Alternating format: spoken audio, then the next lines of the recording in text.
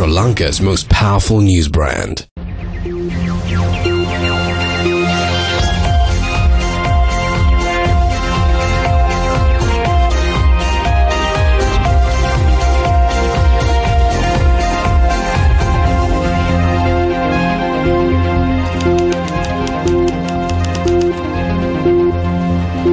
Bringing you the latest news from around the world, and here at home, I'm Sandro Ferdinando. And I'm Azra Hassan. Let's now take a look at the headlines. Bond Commission report to be tabled in Parliament tomorrow. Party leaders decide to hold debate on another date. Turbulent takeoff for Rajagiriya flyover as motorists continue to battle the traffic. Group of employees at Hambantota Port begin fast on to death in protest at losing their jobs. Angela Matthews reappointed as Sri Lanka's ODI and T20 captain until 2019 World Cup. Party leaders decided to postpone the debate on the report of the Presidential Commission of Inquiry into the bond issue. The report will be tabled in Parliament tomorrow. The party leaders meeting took place today. We requested to convene Parliament and also a meeting of the party leaders. We were of the stance the President must table the reports of the Presidential Commission of Inquiry into the bond issuance and the 34 other reports of the Presidential Commission of Inquiry. It should be done tomorrow. After it is tabled in Parliament, we reached a consensus on when it needs to be taken up for debate. The report is in the possession of the President, and it is his responsibility to table the reports tomorrow. We are waiting to see if these reports will be tabled or not.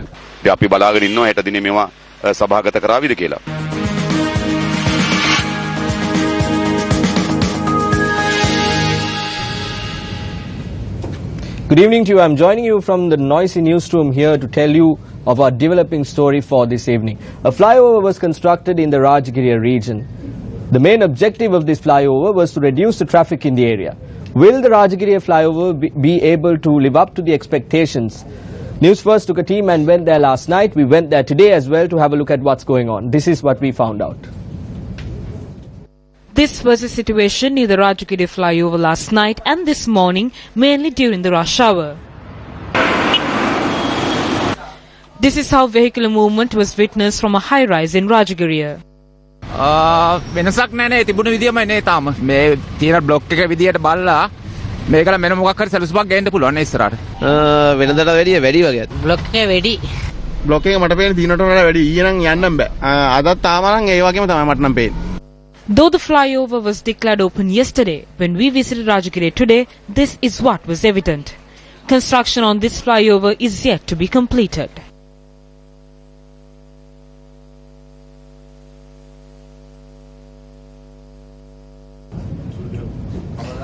Now, as journalists, we do not have any problem with the development activities that are going on in our country. We do not have a problem if infrastructure in our country is developed and the general public can travel with ease from A to B. The problem here is if public funds, the money of the general public is used in a redundant manner. Now, we have reported on several occasions about the situation surrounding the Rajagiriya flyover. Let's have a look. The Rajagiriya flyover, when there is a 6-lane road operating here and there are 2 roads similar to the Gaul road, the authorities decide to put up a flyover from this road to the other road instead of merging these 2 roads. Once again, when this is a 6-lane road, all the vehicles that are operating on this road have to get merged into this flyover and cross on to the other side, creating more traffic. What the simpler solution would have been was to connect these 2 roads when vehicles plying on the main road can operate without any difficulty. If you go into more details of the Rajagiriya flyover, this is an aerial view of how the Rajagiriya flyover will be constructed. However, the Rajagiriya flyover was proposed to be constructed from this junction here to this junction, the Budgamo junction on the other side. The size of the flyover has also been reduced. The key takeaway from the presentation or the news report that we brought you on the 14th of November last year was that the number of lanes of this flyover, the main road consisted of 6 lanes and that has been reduced to 4 lanes through this flyover, and it creates an artificial bottleneck from when the vehicles are entering this particular flyover. You heard the people saying that the traffic situation still continues to be the same or even worse than what it was before. We also spoke to you about the costs that are involved in this flyover project. Let's have a listen once again.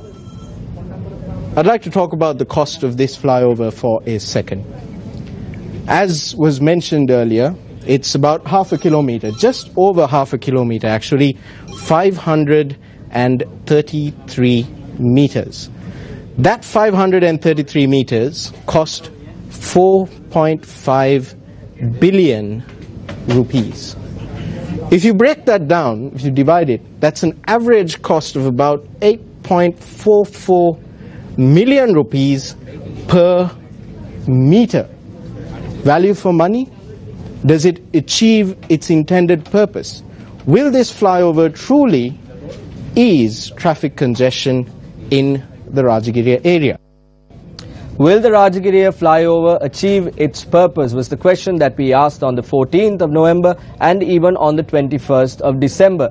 It's the same question that we asked today. Now, politicians come before us and speak of various new technologies that they envisage for us as a country as we go ahead. Now, why couldn't they introduce this new technology? There are successful operations taking place in different countries. Even our near neighbors have a situation where they have other new technology for people to move about from one place to another. Why is the government still investing in old technology, old mechanisms that do not yield results? As you just saw, people themselves complaining and saying it is either the same or it has gone from bad to worse. There are monorail systems that the government can invest in. There are light rail transits or LRT systems that the government could have invested and brought the situation to a situation where people could move about easily.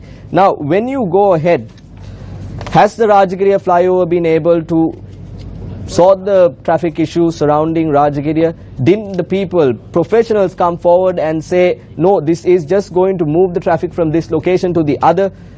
Do you not see the people coming forward and saying, look, this has not gotten better, this is going from bad to worse? Now, if you were not able to sit in your vehicle around the Rajagiriya area this evening after you went from your workplace to your house, there were several people who had to undergo that bitter experience. But if you didn't go through that, we have a situation, we have pictures or visuals from the location to show you what it was like this evening as well. Let's have a look.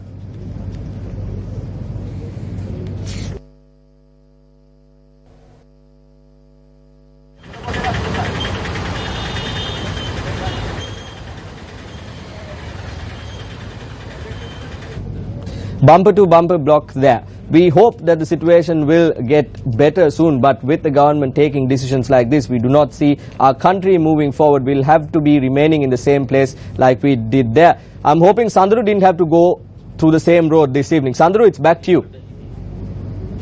Certainly, I did not, Chaturanga, but thank you for that update. So moving on to more local news. Ahead of tomorrow's special parliamentary session to table the bond report, the subject was the hot topic in political circles today. I think our names have been mentioned in a very unjust manner. I believe this has been done targeting us and the leader of the United National Party. It is extremely unjust. Once we receive the copy, we can take action. We ask that the copy be released immediately.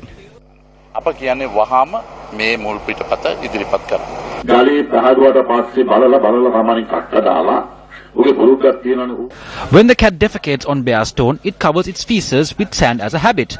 Whatever said and done, it is a good habit of the cat, because it is covering it up.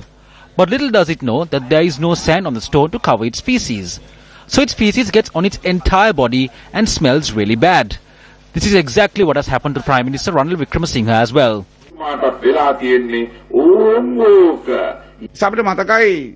Arjuna Mahendran left the country just like this when the previous scope report came out.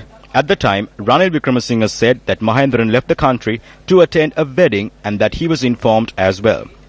What he told Parliament was that the former president went to the same country as Udayanga Veeratunga and could not get him back, but Arjuna Mahendran informed me and left the country to attend a wedding. We ask now, has he left to attend a funeral or gone on holiday? So bring him back immediately. It could be done even through Interpol. So they should search for Arjun Mahendran just as they are searching for Udayanga Veeratunga. උදයංග වීරතුංගල හොයනා වගේම අර්ජුන මහේන්ද්‍රන්ලත් දැන් හොයන්න ඕනේ. Arjuna If Arjuna Mahendran or anyone for that matter is under the impression that they could leave the country to evade court and arrest, they are daydreaming. So do not have any doubts, because we would take action to punish these rogues, even if it means using the assistance of Interpol. For as long as this Prime Minister remains in office, implementing the recommendations of this Commission report and taking timely action will only be a dream. It was the Prime Minister who did this through Arjun Mahendran. Arjuna was just a tool. The Prime Minister was the actual hand behind this.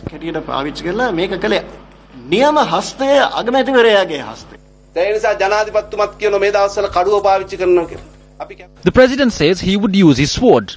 Well, we would like for that to happen. He was given the sword to use, not to keep it in his scabbard. All of us gave that sword on the 8th of January, so the President could use that sword properly. If there is any accusation regarding the bond transaction, the Bond Commission report would be the first to be directed to the Attorney General to be heard at the 3 special courts which will be established. We have no need to protect anyone who is involved in theft.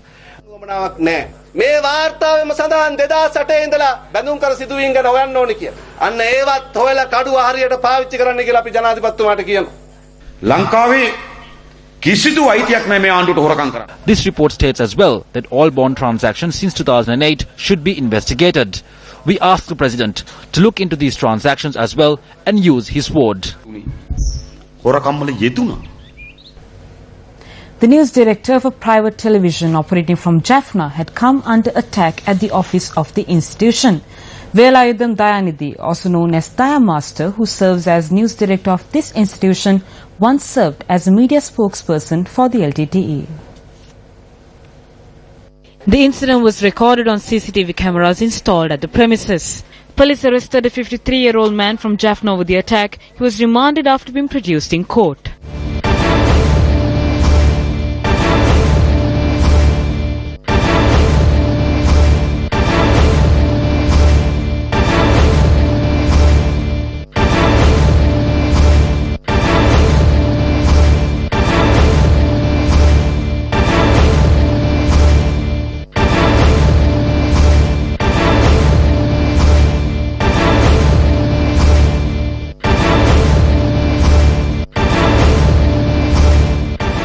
When Velayudam Dayanidhi was serving as a media spokesperson for the LTTE, he was moved to the National Hospital in Colombo on the 12th of April 2006 under tight security. He was hospitalized by the Sri Lanka Monitoring Mission, which monitored the ceasefire between the government and the LTTE.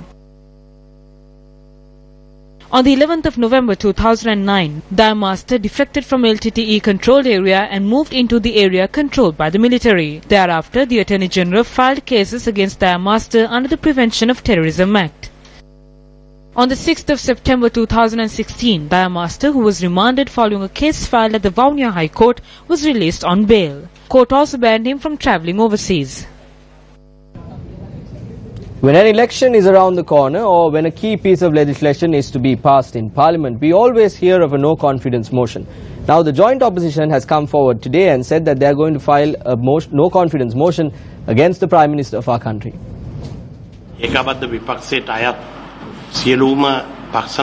All party leaders that come under the joint opposition have unanimously decided to move a motion of no confidence against the Prime Minister over the matter related to the bond issue. The leader of the joint opposition, MPs Dinesh Gunawardene, yesterday addressed a letter to the President in order to prepare this motion. The letter requests for the complete report of the Bond Commission.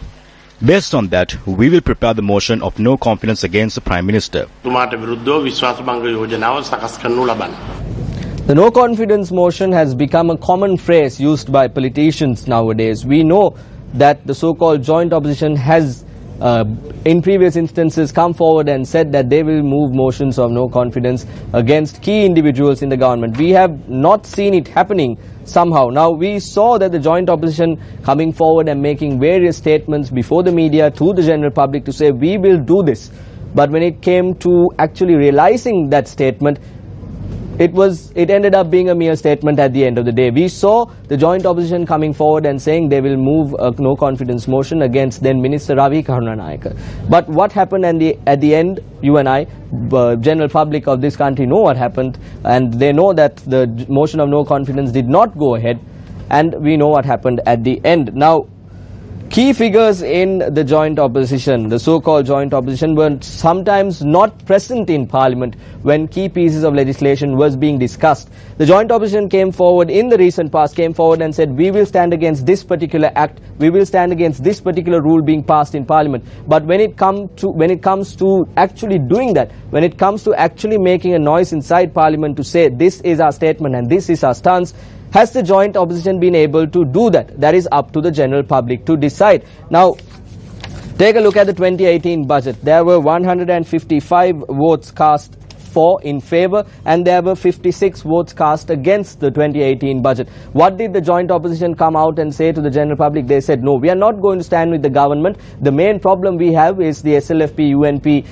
togetherness. The consensus government is our problem, and we will stand against it. What happened? Were they able to create that situation in Parliament where the Parliament was against the budget? No, they could not. What happened to the situation with regard to the local provincial councils elections amendment act? Was the joint opposition able to defeat that in Parliament? No, they were not able to do that as well. Once again, very key individuals like the people who come forward and make these statements were not even present inside the Parliament chambers on these special dates. Now, several acts in Parliament were discussed. The joint opposition were not able to do anything. How can the joint opposition of our country or the people of our country keep faith in the joint opposition, because they just make vague statements? Sandaru, back to you. Thank you, Chaturanga. Moving on to more local news, a group of locals protested on the Mahayangana Ampara main road today against the process adopted to issue permits for sand extraction. Villagers from Kukulapola moved on to the Vevata junction along the Mahayangana Ampara main road this morning and staged a demonstration. This was against allowing outsiders to extract sand on areas that are designated for the village. The demonstrators allege the divisional secretary and the Grama officer had arbitrarily handed over the designated areas to outsiders. The locals, however, had been working on these lands for over a period of time. They extract sand throughout the day and into the night based on the needs of certain people. They have no permits. It is being done illegally. This must be stopped immediately. It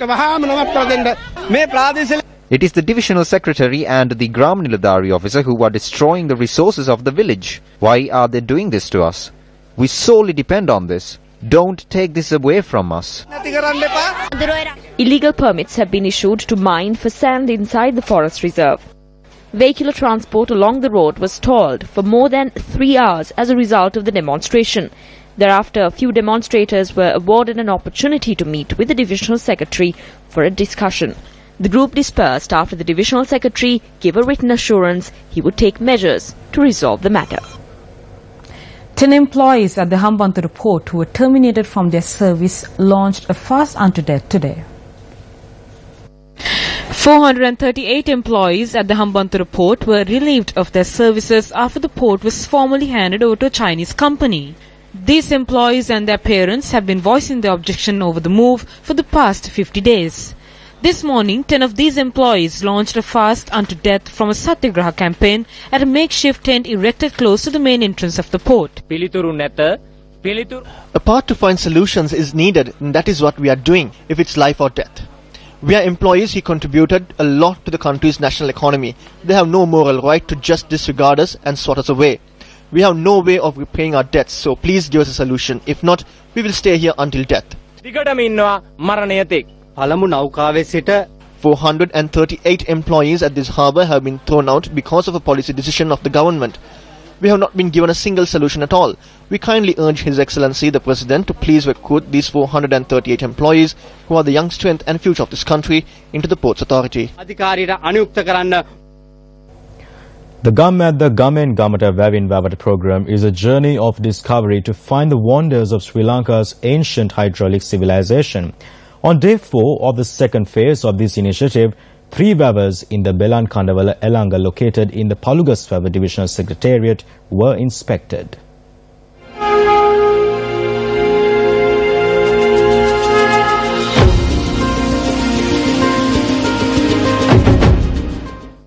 This morning, the Athabatana Weber, which is a part of the Lanka, was inspected.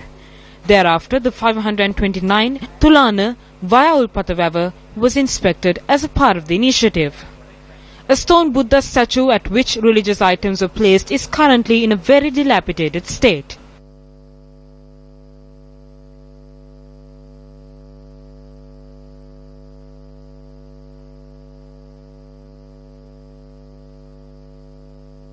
Thereafter, the Paluda Weber, considered as a large Weber, was inspected.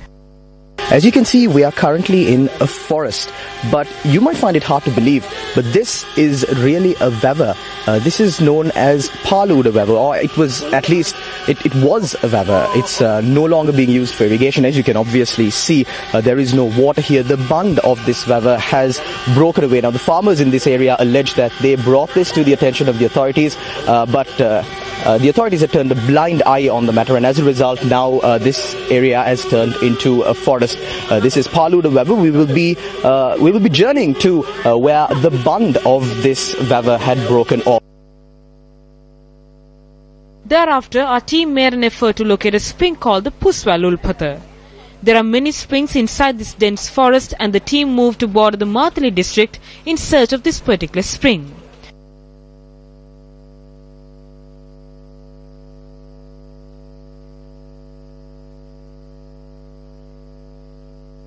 This forest is home to many wild animals, and the wild elephant that the team came across is testament to that fact.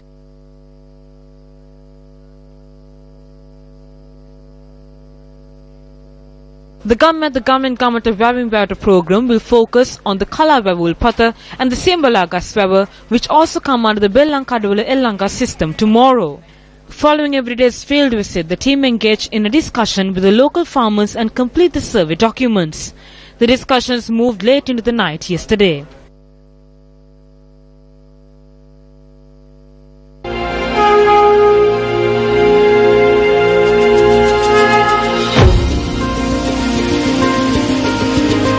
The students of Sujata Vidyalaya Mathura and Mahinda Rajapaksa College Mathura, who made it to the top of the island ranks in the 2017 GCE Advanced Level Examination, met President Maithripala Sirisena today at the President's official residence. The President's Media Division said President Sirisena met with Dilini Sandunika Palihakkara from Sujata Vidyalaya Mathura, S.A. Dulani Rasantika, also from Sujata Vidyalaya Mathura, and Uchini Shihara Suryarachi. The head of state also met with Parami Hettiarachi from Mahinda Rajapaksa College Mathura and B.A. Hasit Punsara. Colombo Municipal Council candidate Asad Saleh, speaking to reporters today, commented on a statement made by the former president.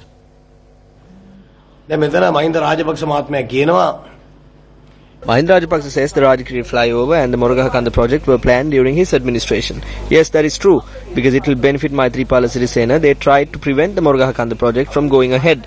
Funds were not released and nothing was done even after the project was launched. If Mahinda Rajapaksa was ruling when the project was completed, how would the celebrations be? Just think about it. Flags will be raised from Colombo to Moragahakanda. There would have been 5 separate events. Millions would have been spent on that. He would have even used his name Mahinda Rajapaksa for the Moragahakanda project. All the loss-making projects in Hambantota are named after Mahinda Rajapaksa. The port is named after Mahinda Rajapaksa, the airport is named after Mahinda Rajapaksa, and the stadium is named after Mahinda Rajapaksa. The conference hall is also named after Mahinda Rajapaksa. Only an international cemetery is not named after Mahinda Rajapaksa. An event to celebrate the 70th year independence of Sri Lanka and reaffirmation of Japan Sri Lanka bonds took place in Parliament today. The event was held under the theme Departure to the Future of Sri Lanka and Japan. And together with the cultural and the political friendship has come an economic field. And now the development of strengthening our ties in the field of science and technology. We uphold the concept of freedom of navigation, of a free and prosperous Indo-Pacific, just as much as Japan also recognizes Sri Lanka as one of the hubs of the Indian Ocean. We have had frequent exchange of visits by leaders of both countries, and the enormous contributions made by the Japanese government for the development and prosperity of our nation is deeply appreciated by the Sri Lankan people. We also now have the world attention to Sri Lanka, and also we have won the respect of the entire global leaders. Japan's role in the United Nations has also been emphasized by the Prime Minister. We support Japan's role to become a permanent member of the Security Council. We are also supporting Japan's role to host the Expo in 2025. Leader of the opposition Nar Sambandhan, State Minister of Defence Ruwan Wijewardena, parliamentarians of both countries and other dignitaries attended the event. For more than 65 years, we have maintained a very strong friendship, and we have been supporting the development of Sri Lanka in all these years, including good time, but also during difficult times. We are not supporting Sri Lanka only in terms of economic development, but we are also strongly supporting the efforts for national reconciliation.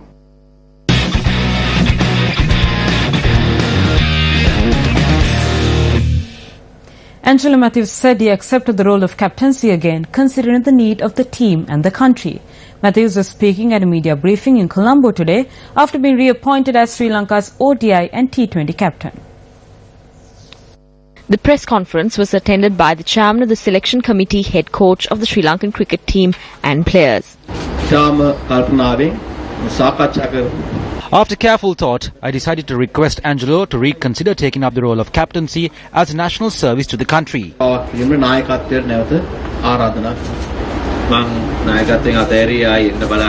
I stepped down from captaincy not with the intention of coming back. But when I thought about it, I realized that this is the need of our country and our team. Cricket has given us a lot, so I think if I evade my duty at a time of need, it would be an injustice that I would be causing to my cricketing career of 10 years. International teams are doing very well now. Bangladesh and Zimbabwe are not the same teams they used to be anymore. All of these things are challenging to us, which we hope to face well. Sri Lanka cricket head coach Chandika Hathurusinghe, speaking at the media briefing, commented on his plans ahead of the 2019 World Cup. At the moment, we have Suranga Lakmal, Dushmantha Chamira and Nuwan Pradeep. I need at least 7 bowlers who have played 15 to 20 matches before heading into the World Cup. We will play the World Cup in England. At the Champions Trophy, we saw how the pitches were made. When the ICC is in charge of the wickets, we don't get natural England tracks. Even though it is the month of June, ICC gives batting tracks. Our idea is not to win, but to be competitive. And with that, wrap up Primetime News. Thank you for joining us. For the Newsfirst team, I'm Sandaru Ferdinando. And I'm Azra Hassan. Take care and good night.